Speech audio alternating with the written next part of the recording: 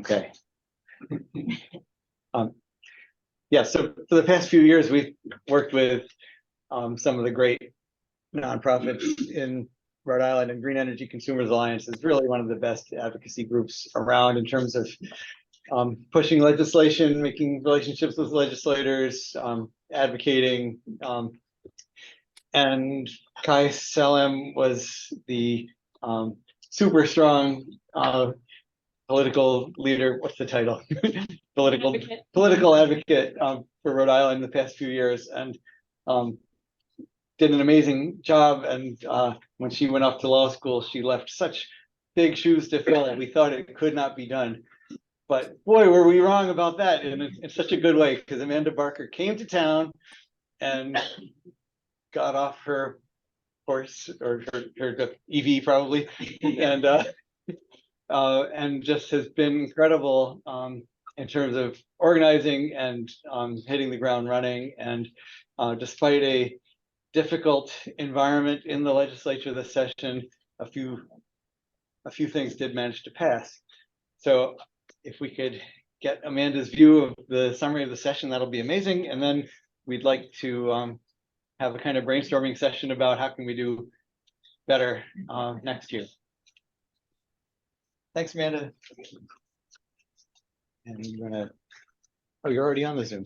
Yeah, I just need to share my screen.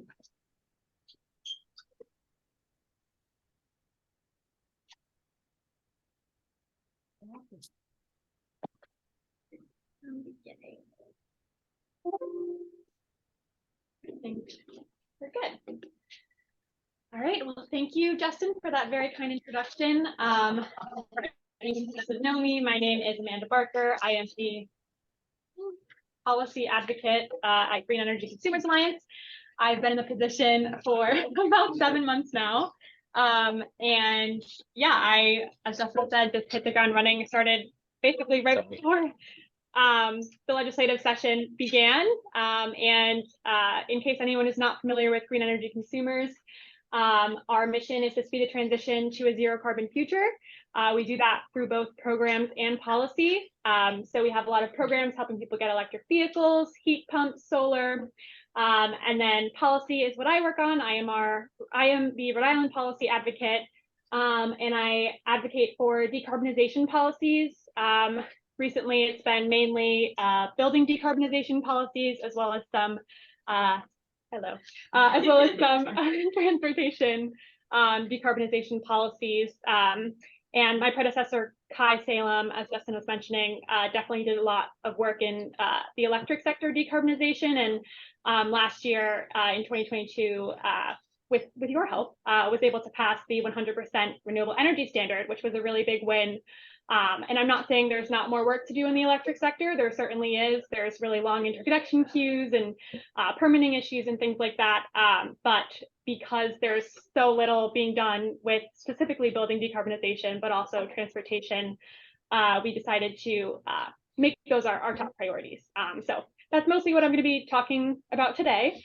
I will start off by saying that while this past session definitely did not meet the climate action necessary to mitigate the climate crisis, it wasn't a total wash. We did have some small wins, which I will go into shortly. But first, I just want to thank CARI. I know I sent a lot of last minute emails saying, oh my God, there's a bill hearing tomorrow, please show up.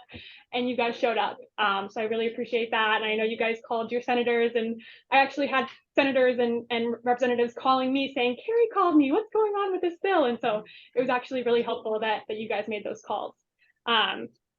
So getting into my presentation, I just wanted to set the stage. I know most of you know the mandates under the Act on Climate, but of course we have our 45% emissions reductions mandated. Should I make this so it's just, there we go. 45% emissions reductions mandated by 2030, and then net zero by 2050. And unfortunately, the Executive Climate Change Coordinating Council's plan to achieve the Act on Climate currently falls short of meeting that first 2030 mandate.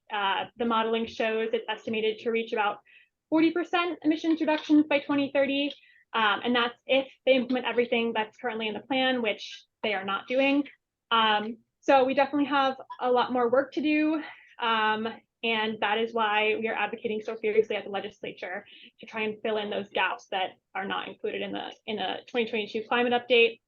And then here's just the greenhouse gas emissions inventory as of 2019.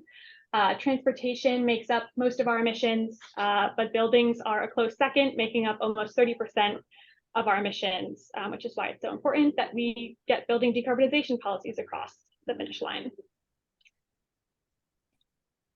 So one pretty big bill that took a lot of collaboration that passed this year was the solar siting legislation. I was not the lead advocate on this bill and was not fully involved in all of the conversations. So I don't have specific details, but I will say that I know the Nature Conservancy and Audubon Rhode Island, as well as the developers and labor unions all came to the table to reach a compromise on what I think turned out to be a really good bill, which was to expand the state's current solar programs, but only outside of core forests, which is contiguous land of 250 acres or more. So basically what it does is it expands the renewable energy growth program from 40 megawatts per year to 300 megawatts per year. But again, only outside of core forests. And then it also expands virtual net metering to 275 megawatts, but that's total forever. So the real plan is to have developers transition to the renewable energy growth program, which usually has better cost implications for ratepayers than virtual net metering does. So that's sort of why they capped virtual net metering and do not intend to expand that anymore. Another win that we got this session actually was through regulation, which was the Advanced Clean Cars 2 and Advanced Clean Trucks standards. Representative Courtfriend and Senator DeMario introduced legislation essentially requiring the state or putting pressure on the state to adopt these standards. And it worked. Governor McKee announced that Rhode Island is going to adopt the Advanced Clean Cars 2 and Advanced Clean Trucks rules, which are standards out of California that basically increase the amount of electric vehicles that are sold in the state until we reach 100% in 2035. Advanced Clean Cars 2 also requires smog forming emissions from new gas-powered cars that are still being built in the meantime during that transition period to decrease. So it's really a win-win, and I think the main benefit of these standards is that it'll allow EV supply to come to Rhode Island. Right now, I'm sure as many of you have experienced, it's hard to buy an EV in Rhode Island. A lot of people are driving to Massachusetts. There just isn't enough supply to meet the demand. And with Massachusetts having already adopted these standards, manufacturers are gonna, send supply to states that already have these standards. So it was really imperative for Rhode Island to adopt them as well, so that we wouldn't be left behind. And then Advanced Clean Trucks is essentially the same thing, but for trucks, although it never reaches 100% of sales. It ranges from about 40% to 75%, depending on the type of truck, just because the technology isn't fully there as it is with electric passenger vehicles. Another win in the transportation sector this year was Representative McGaw's and Senator Lombardo's EV charging legislation. Essentially, it requires new and expanded parking lots that are expanded more than 50% using public funds to install EV charging stations based on the ratios on the screen. Quite frankly, I don't think that this goes far enough, but it is a step in the right direction. And I will say that most people do or will be charging their cars at home. So this will be helpful if you're running into a grocery store or something to charge your car then, but for the most part, people will be charging at home. But ideally, we would like to see the amount of chargers in public parking lots to be more than this. So we may pursue that again next year. And we'll talk more about legislation to pursue next year at the end of this presentation. Another win was the Mercury Reduction in Education Act. This bill sort of flew under the radar. What it does is it phases out the sale of most fluorescent light bulbs, which of course contain hazardous mercury and use more energy than LEDs do. And there's currently LEDs for almost every to replace almost every fluorescent light bulb, and they're about the same cost, if not a little bit more, but you always get that return on investment from using less energy on your utility bills. So this bill will result in greenhouse gas emissions reductions of about 136,000 metric tons, which is equivalent to 29,000 gas-powered cars on the road. So there is some significant greenhouse gas emissions reductions. It's nothing groundbreaking, but it's definitely a step in the right direction, and sort of a common sense bill, given the issues with mercury, and lowers your bills, which is always good. But yeah, this bill was introduced by Representative Handy on the House side, and it had its hearing, went well, and then it was just crickets on the Senate side. We were trying really hard to get someone to sponsor it, and then the last night of session, Senate President Ruggiero sponsored it, and it passed. And it was so weird. And I was literally looking for another bill, and all of a sudden I saw this bill pop up on the agenda, and I was like, what? So that was an exciting win. I don't know what happened, but it happened. So that was good. And then in my opinion, the biggest win this year was the updated building codes bill, which requires Rhode Island to adopt the 2024 International Energy Conservation Code within 3 months of it being published.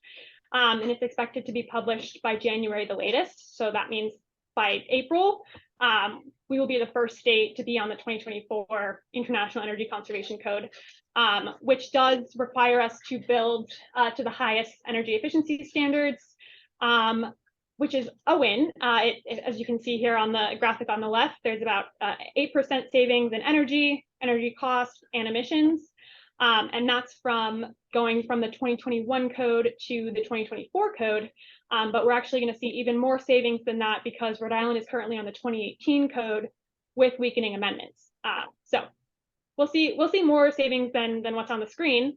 But probably the biggest win is the required electric readiness provisions for residential construction. So all new homes will require EV capabilities, solar capabilities.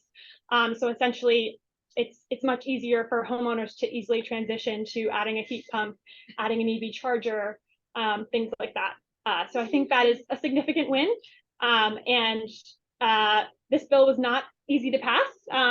The builders opposed it at first, but then after essentially what happened was the 2021 code had some aspects in it that the builders found really costly and didn't actually result in that much energy efficiency savings. And so they decided they realized that bill was going to happen, and they felt, they didn't want that. So they decided to compromise with us and skip the 2021 code and go straight to the 2024 code, which has more energy efficiency savings, but then takes out that one bit that they didn't like. So we were like, cool. So we did that, and it passed, and it was just signed by the governor on Monday. So it's officially law now. Yeah. So now going into what did not pass, and what we still have our work cut out for. So we can start with the transportation sector. I will say that Green Energy Consumers has not even started setting our priorities for next year yet. These are all more just concepts, and nothing is set in stone. So I would love to get feedback from all of you on what you think, we should be prioritizing. But within the transportation sector, I think now that we've, gotten advanced clean cars to and advanced clean trucks, we really want to focus on reducing vehicle miles traveled and improving RIPTA to get people out of their personally owned vehicles, even if it's an EV. So that's number one. I haven't listed any specific policies to get us there. I do plan on working with, the transit advocates, Emily Koo from the Acadia Center, on, what we think we should prioritize for next year. So that's sort of up to discussion, and I'd love to hear your feedback on that. The other thing that we might prioritize is EV charging. I've lost sound. Can everyone online hear me okay? Is the microphone still here? It's just they're nodding, yeah. Okay, so maybe it's just one person having trouble. Okay. So yeah, the next thing is EV charging legislation. I know one sort of bottleneck that we hear a lot is that there's not enough charging infrastructure for EVs. So we may be pursuing legislation around that. And then also an off-peak charging program. So National Grid, now Rhode Island Energy, they did have an off-peak charging program where EV drivers would be paid 3 to 5 cents per kilowatt hour that they charge off-peak. Which essentially means when the grid isn't stressed and when you're not using, dirty, polluting peaker power plants to power the grid. But that program unfortunately ended during the transition from National Grid to Rhode Island Energy, and they have not resumed it yet, although I did find out last week that they are planning to file again with the Public Utilities Commission. So that should hopefully be starting up. But I think the real question is whether the incentive will be adequate enough, because we feel that 3 to 5 cents was not adequate enough. And we had analysis done in Massachusetts. We also work in Massachusetts by the Applied Economic Analysis Clinic, I think.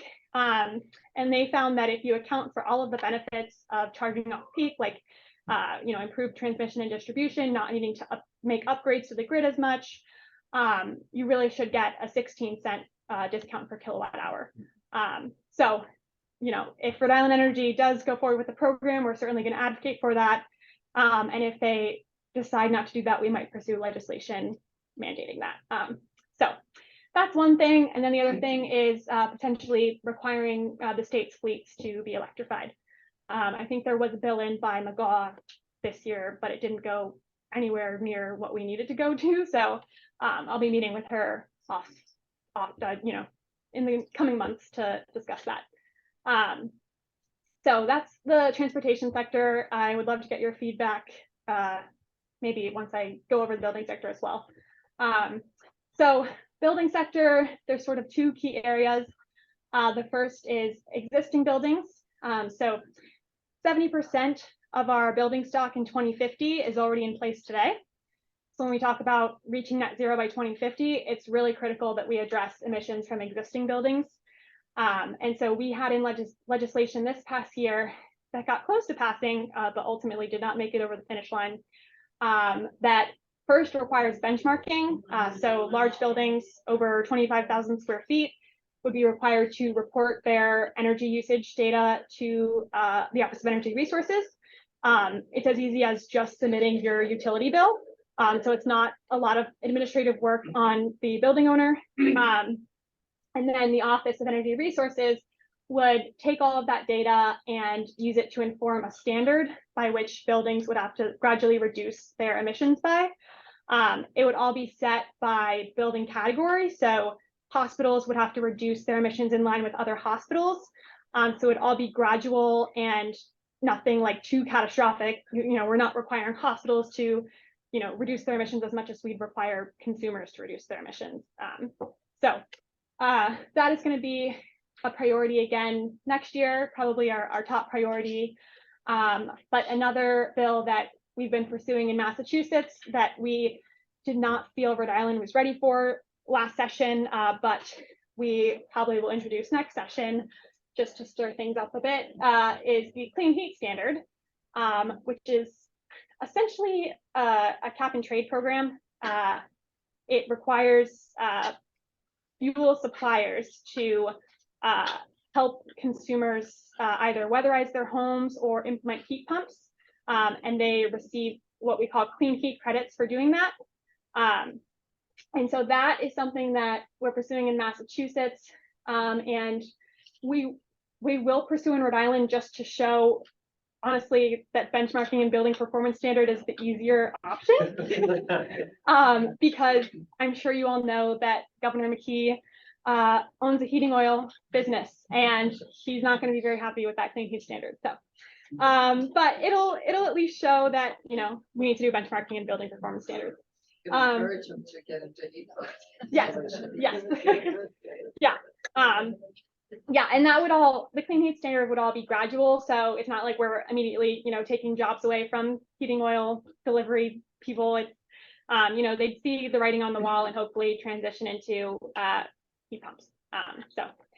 And then the other key thing is new construction and addressing emissions from new construction. We, took a few scratches at the surface of that with the updated codes and the, electric readiness provisions, but there certainly is more to be done there. I know Green Energy Consumers supported the All Electric Buildings Act this past session, which was only introduced in the House and didn't get much traction. Another option is net zero stretch codes. There's actually, with the building codes that were just adopted, there's, I think it was $330 million in IRA funding to adopt the 2024 code as base code. But then if you adopt the net zero code as stretch codes, which means that municipalities can go ahead and adopt it themselves rather than it being statewide, there's, I think, $600 million in funding. So hopefully we can use that as an incentive to try and get net zero stretch codes over the finish line in some municipalities at least.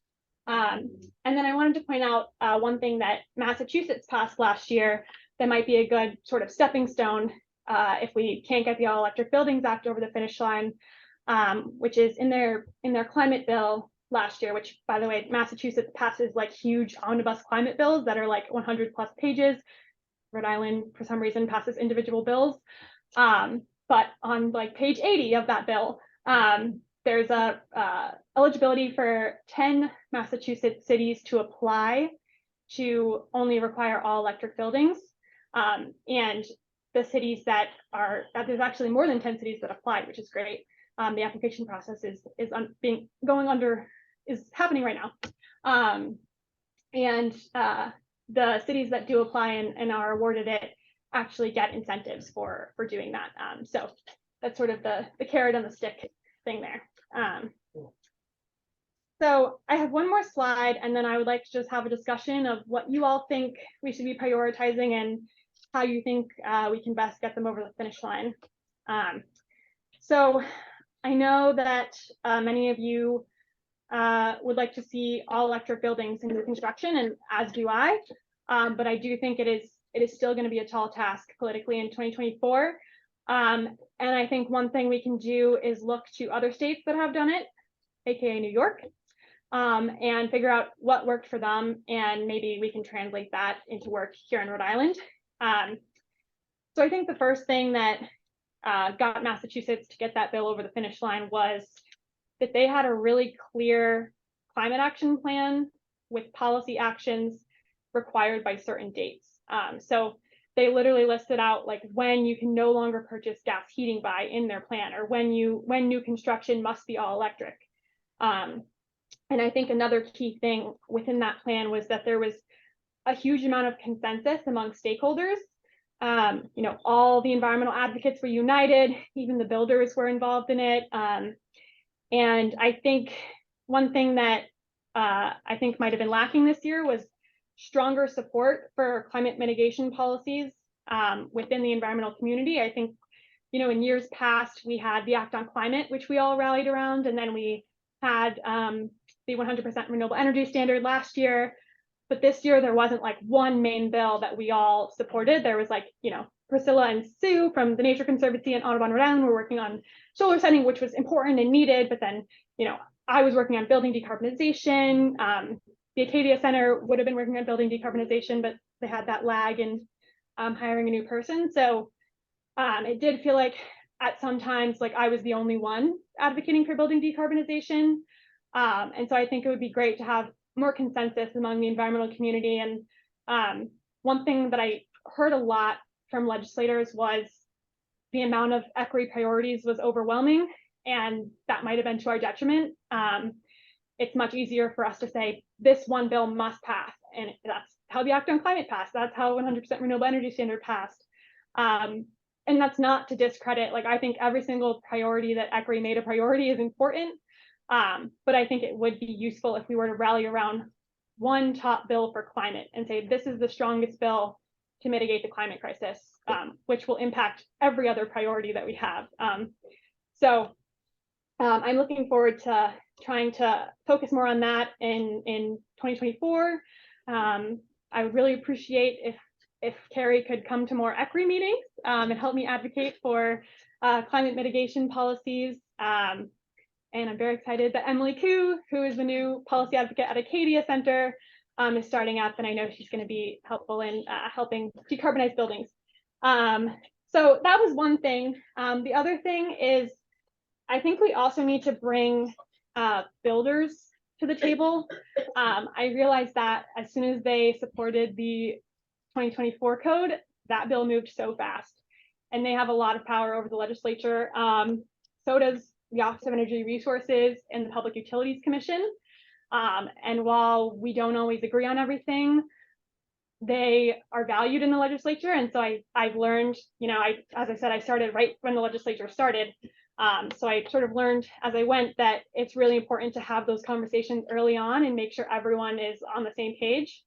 So I'm definitely looking to have more engagement there with those various entities. So yeah, and then I think that the second thing was that consensus-driven New York climate plan was then delivered to the legislators and the governor in New York. And they were able to get that support that they needed and get that modeling that they needed that basically said, this is what we must do in order to mitigate the climate crisis. It very clearly stated that we cannot burn any more fossil fuels beyond 2050. And while the Act on Climate, sort of says that, the plan doesn't say that. The 2022 update doesn't say that. And so I think that while we have a lot of great legislators in Rhode Island who are with us that we're in a climate crisis, they don't always want to be the bad guys that require emissions reductions from building owners, for example. And so they really need that modeling and that plan support from the state to say, this is what we need to do, to have that in their back pocket when they're being grilled by some more conservative members of the General Assembly.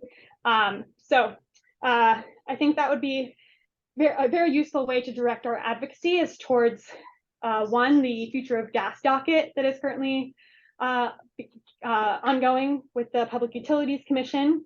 I think the result of that is really important, and the modeling that comes out of that, if it is what we like, which we'll see how it concludes, but if it does sort of gear us towards transitioning away from the gas distribution system, I think that'll be very useful for legislators to have in their back pocket to say, this is something that the PUC underwent with several stakeholders, and this is what we need to do. So that's one way I think we should really focus our advocacy efforts. And then the second way is with the EC4, and we're currently just starting to work on their 2025 climate strategy, which won't come out until December of 2025, which in my opinion feels a little bit like kicking the can down the road, especially because the 2022 update is not sufficient. And so while we should be advocating for that plan to be stronger, I think we also need to advocate for them to implement actions now in the meantime while they're developing that plan and sort of multitask. And another opportunity I see there is they're currently applying for an EPA grant for $3 million. And in order to get that grant, they have to write a priority climate action plan that requires them to list what their priority actions are, and then requires them to actually do the modeling on what greenhouse gas emissions reductions that will result in. And so that is due in 8 months, which is much sooner than the 2025 plan. There's no formal, they haven't asked for feedback on it, but I think we should give it to them anyways. They have a portal up that you can, it's just permanently up, that you can just go give feedback you want, any feedback you want on the, I think it's on the climatechange.ri.gov website. And so I will send out an email with like prompts if that would be helpful. But I think we should definitely put pressure on them for that to try and help us get more aggressive policies over the finish line with the General Assembly. And then I think the third thing that really allowed New York to pass this legislation was they have a lot more resources. They have more funding and more staff, and these policies require funding and staff. Thankfully, the Executive Climate Change Coordinating Council will have $1.5 million going to them annually from the Regional Greenhouse Gas Initiative funds. Thankfully, it did not come from the energy efficiency funds, which was what the governor originally proposed, which doesn't make any sense. So that is good, but I think we also need to stay on top of the state and make sure that they're applying for every single federal dollar that they can, whether it's from the Inflation Reduction Act or the bipartisan infrastructure law. There's a lot of federal funding coming down the pipeline that can really be a game changer. But sometimes, thankfully, OER just hired Karen Bradbury, who was formerly working with Senator Whitehouse, and she's been great on staying on top of that funding. But I did have an incident where I went to the building code committee meeting, and the building code commissioner was not aware of the IRA funding that they would get if they updated to the latest code. So there's instances like that where we really need to be, staying on top of them and making sure that they're aware of all of the funding that's out there for them. So that is my talk. Sorry, that was a lot, but I would love to get feedback on both policy prioritization and how you think we can get them over the finish line. So I will leave it for questions. Yeah.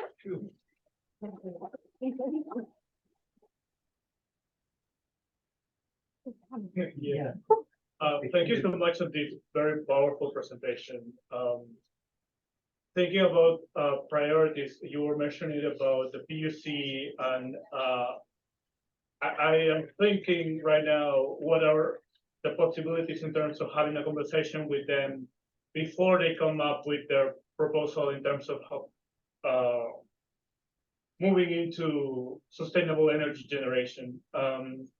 I just gonna throw this idea out there, like if we were, or if CARI, if there would be a proposal or some communication with them, telling them this is what we would like, or something of that sort, I think that could help. And I think if there's a proposal of legislation that CARI thinks is good, it's possible that this could be a great priority, because I think it's both urgent and at the same time it can gain a lot of allies and supporters, and it can be easier to some degree to mobilize people to the State House with something like that, because you have the big problem of climate, and at the same time you also have the very related to it, direct suffering of so many low-income families right now with the ongoing utility rate hikes. So I think that that can gain a lot of support from all across Rhode Island. Yeah, I think that's a great point, and I think engaging with the PUC early is definitely necessary. Also engaging with legislators early as well. Like, I think it might have been you at the last CARI Politics meeting that proposed we call legislators and just hear what they think on policy and hear if they have any criticism, so we can like get ahead of it and plan for that, so we're not scrambling at the last minute, which I felt like I did a lot of this past session. So yeah, very good point. Amanda, thank you so much for the summary. It was really great. And I share the recommendations you had very much. There are a few things I think that are also worthwhile to mention. First of all, I think it's scandal that none of the environmental justice bills even made it past committee. I think that's outrageous. The other thing is for the segments that you talked about, where we should focus on, one big segment is missing, which is the utility and the grid. It's very striking that none or almost no bill that would require the utility to rethink their business and profit model made it anywhere. It was all stalled, nothing happened there. I think if we go all electric, one area that will need priority is modernization of the grid. Grid infrastructure, battery storage, for buffering times where there is low electricity generation from renewables. We need microgrids to consider, not just smart meters. their horizon ends at smart meters, and they think this is the holy grail. This is where it should start. We need microgrids for local resilience, and the antiquated grid that we have, it's just outrageous that there is no effort to modernize that after they buggered it up for 50 years. You know, the gold standard of the American electric grid is a wooden stick with a big transformer on the pole, and all the wires that were ever installed on that pole still hanging there because they only add to it. They never take the old stuff out. I think there's a lot of work to do, and I think there needs to be policy set. I think there is also this year's legislation. Microgrids didn't get anywhere. The two bills that involved either position the POC to plan for microgrids, nor the other microgrid bill got anywhere. And I think it's important to focus on that. Then the other question I have in principle, we have a tendency that we rather add another study, more planning instead of taking action. EC4 is the perfect example. The 2022 update had actually language in it that said something. We're making a plan to make another plan that finally will inform the final plan in 2025. And they're really full of it because they seriously plan till 2025. And when they figure all of a sudden that there's money to be had, they can do it in 8 months. So I think there is certainly lack of leadership, lack of urgency, and I think overall in the general legislature, there is very little sense of urgency beyond the sponsors who introduced many very good climate bills where only the minority could pass. I think we are in a situation where we have an accelerating emergency, and the amount of priority, the amount of energy that goes into it, the amount of leadership is absolutely insufficient.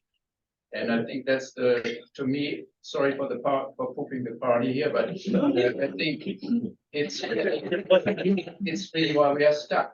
You know, I think President Biden in his early days after he came into the White House said something like solving the climate crisis is something like a wartime effort. And if you look at wartime efforts, you know, we are far from that. And there is very little motivation in the legislature to actually put weight behind that, to that extent, to that intensity. And we don't get very far. There's also no understanding that losing another year is a big thing and not just, oh yeah, we roll it into next year. It's held in committee until then. If we lose another year, if we miss the 2030 marks, not only in the US, but globally, it's a big thing because we're emitting at the highest rate that we have been ever emitting, and a year of that immense of emission counts. And there is no sense or no recognition of that to the extent that there's actually energy put behind this. You mentioned New York, they put more resources into it. If you look at EC4, the 2020 plan, 22 plan, and the update, when you look at what they call action plans or kind of proposed action plans, they don't hold the water for an action plan. I think everybody who works in industry has probably at some point, so it's coming out of fashion again, heard about SMART goals, you know, and they are not smart. They don't even have a completion date. They don't have an accountable person assigned to who's going to do what. They're not traceable. It's ridiculous. And we are in a 10-year effort from the Act on Climate to reaching a little bit less than 10 years even, to reaching the 2030 goals. I've been working in pharmaceutical industry. Drug development takes about 10 years. And there are professional project managers behind every development project, starting with 1 or 2. And before launch, it can be up to 10 project managers for a blockbuster drug. This is a blockbuster drug, and developing that is peanuts compared to the effort we are facing here. They don't even have a single professional project manager. So I think these are areas that we need to bring up, and I think I'm of course pretty intense with it, but it's a fine balance between stepping on too many toes and not saying enough and not getting anywhere. Yeah, very well said. And the other, well, the last thing is I also would challenge that we need a 3-year data collection and study for electrifying or making a plan for electrifying existing buildings. There are no super special buildings in Rhode Island. It's the same as in the rest of New England. There are data out there, even in Rhode Island, we have data about energy consumption of all municipal buildings. And we can do what other states do. The alternative to collecting data would be setting policy and requiring deadlines and until certain building sizes need to decarbonize into the timetable. We did this for the electric cars. We have a timetable that we copied from California that brings us to 2035. Why can't we do this for any kind of type of the general types of buildings? Others in the country are doing that. There's the C40 group of the 40 mayors of the biggest cities in the country. They have a database in the world. They have a database what others do, and we can just copy that. It would save us a lot of time. Maybe we should have Amanda respond and then hear more questions. And after Amanda responds, maybe I'll stop recording in case some people are camera shy, if that's okay. Sure. Yeah, I totally agree with you, Hans, that we don't need the 3 years of data collection. I've been in talks with the Institute for Market Transformation, who works on building performance standards across the nation. And we can actually use data from New York because they've already been doing benchmarking and just, transfer that over to the same use type buildings in Rhode Island. And so that is something that I am going to try and pursue in the building performance standard legislation. There is going to be pushback from building owners, as you know, but that it's not necessarily to do with that. It's just anything they can find to complain and oppose the bill. But yeah, I hear you, and yeah, I'll definitely try and pursue that. Thank you. I don't know who was next. Oh,